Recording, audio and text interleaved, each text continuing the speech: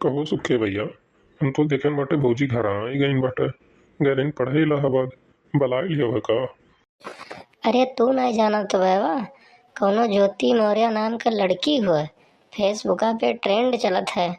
ओकर हस्बैंड ओका एसडीएम बनाए दीस पढ़ाई लिखाई के, और जब बन गए तो वही के वो छोड़ के चली गए। और कहूँ हमारो मेहरारू ऐसे नौकरी वोकरी पाई गए और हम वो छोड़ के चली गए, तब तो हम ना घर के रहा और ना घाट कहिया। नहीं भैया, यह बात तोरे हम सहमत नहीं बाटी। काहे से ना, अगर जो ऊ उनका छोड़ के चली गए तो ये कर ई मतलब नहीं होता कि संसार के सारी लड़की गलत निकल गई हैं। सारी लड़की अपने हस्बैंड के छोड़ के चली गई हैं। हमार बात मानो तो भौजी से जाकर माफी मांगो और उन्हें दोबारा लेके जाकर इलाहाबाद छोड़ के आओ और पढ़ लिख के आगे बढ़े। इमे तोरो ना हुई, समझो। अच्छा सही कहा तो दसवा। यह मेर थोड़ी ना होता है कि अगर जो एक लड़की गलत नहीं करेगी तो